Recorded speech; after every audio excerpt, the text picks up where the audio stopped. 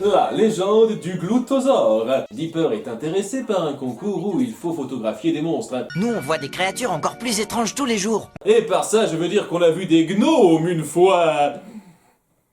Ça aurait peut-être été plus judicieux d'avoir attendu plusieurs épisodes avant de balancer ce genre de phrase. Salut les boucherons. Vous savez quel jour on est aujourd'hui? Mercredi?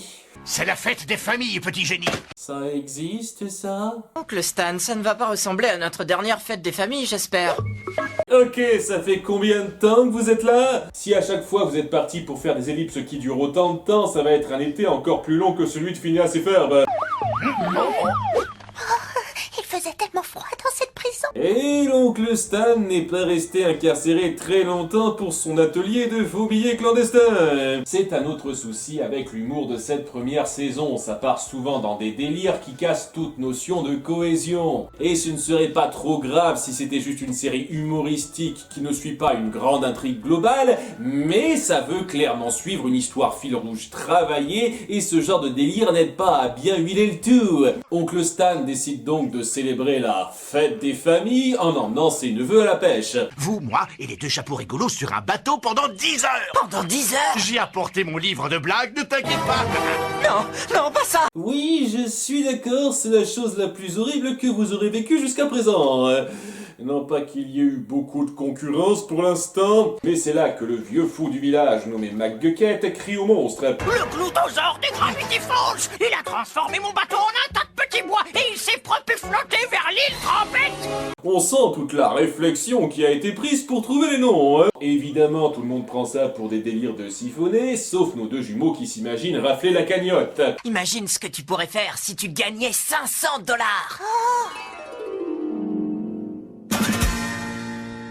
Alors, on fait un peu moins le malin maintenant, hein?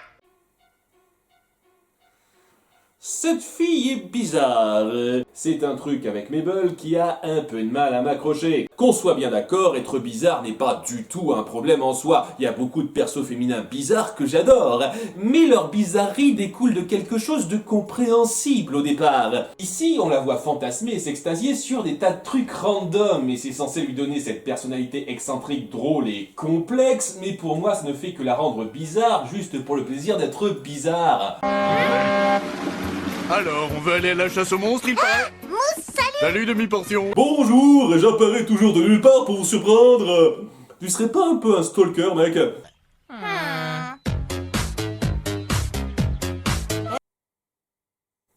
Breakdance.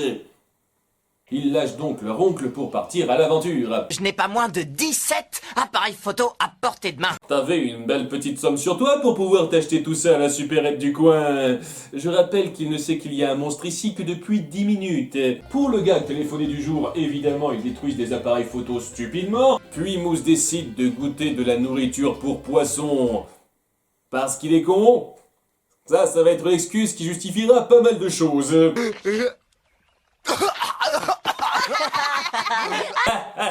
On a perdu notre temps. Ils arrivent enfin sur l'île Trompette, ou plutôt... L'île qui pète. Je suis tellement content que tu sois là, toi. Ça ne te fait pas rire? Allez, c'est pas aussi fun de voir un crétin lécher de la bouffe pour poisson, mais quand même. Et c'est au tour de Dipper de se taper son petit fantasme. Pour résumer, rien ne peut me faire fuir. Enfin, sauf peut-être Stan, mon oncle particulièrement agaçant que j'ai abandonné pour pourchasser l'infâme gloutosaure. Et vous avez très bien fait. Waouh! D'un côté, on se tape un fantasme surimaginatif, et de l'autre, un fantasme sans imagination, ouais. Il y a peut-être quelque chose de voulu, là. Mais leur première piste se solde par un échec. Mais qu'est-ce qu'on va dire à oncle Stan? On l'a abandonné pour rien. Rien du tout. Eh ben, quel grand héros tu fais, abandonné après un seul essai raté. On voit vraiment que vous n'êtes pas des grands fans de Disney dans la famille. Heureusement pour lui, le gloutosaure se pointe juste devant eux après ça. Mais ils ont négligé un tout petit mini léger détail. Ah ben oui, un monstre ça peut attaquer. T'avais pas prévu ça dans tes calculs, Dipper? Petit génie. S'ensuit une course-poursuite contre le monstre géant. Ah ça, ce sera un thème récurrent, hein. Le reste des appareils photo est bêtement détruit sauf un, parce que c'était pas assez hilarant la première fois. Et j'aimerais vous faire remarquer cet appareil qui réapparaît par magie juste après avoir été pris. Un autre mystère de Gravity Falls. Ainsi que le manque total d'attention à la gestion du nombre d'appareils, vu qu'on en perd 6 au début, plus 3 lors de la course-poursuite, et Mousse en a 9 en main après ça, ce qui fait 18 en tout au lieu des 17 dit au début, sachant que Dipper en a encore un sous la casquette. Et ils sont passés où ce que Mabel est censé avoir? Ah, on est doué pour faire des messages codés qui servent à rien à la fin, mais pour compter correctement, y a plus personne.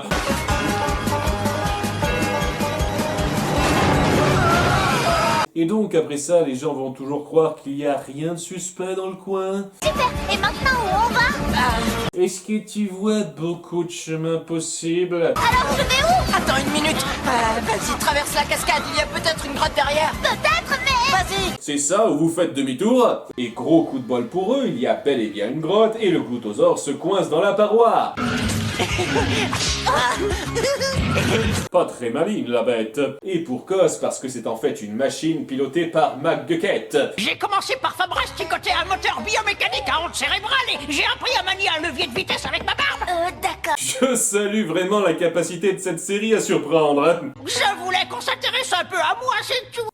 Ben, dans ce cas, t'avais qu'à montrer ton monstre à tout le monde juste après avoir fait tes avertissements. Ça t'a amené à quoi de t'en prendre spécifiquement à ces trois-là? Quand on ressemble à un vieux pingouin comme moi, pratiquement plus personne ne fait attention à nous. Ça fait des mois que mon fils n'est pas venu me rendre visite. Je réitère ma question. Pourquoi tu t'en es pris spécifiquement à Dipper et Mabel alors? Bon, on va pas trop chercher à comprendre la logique d'un fou. Je suis sûr que les scénaristes ne se sont pas trop embêtés à le faire non plus. Si vous saviez ce que les gens âgés sont capables de faire uniquement pour passer un bon moment avec leur famille. Mais nos deux jumeaux sont touchés par ce parallèle forcé et oublient complètement de dénoncer le scientifique cinglé qui a attenté à leur vie pour passer le reste de la journée avec leur oncle. Maintenant, je crois qu'on peut dire adieu au concours photo. Vous savez, vous pouvez présenter cette photo sans préciser que c'est un robot. Et l'épisode se termine par un très joli moment en famille, où ils prennent quand même un peu plaisir à se comporter en connard envers les autres, mais c'est majoritairement joli. C'est un épisode assez faible pour moi.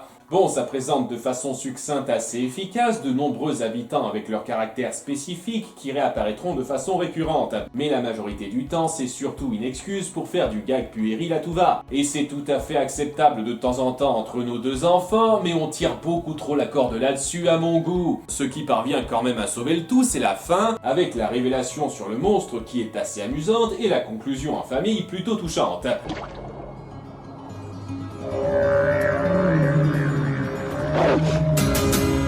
Oh, mais quelle révélation! Il existe un vrai monstre! Et qui n'aura absolument aucune incidence par la suite!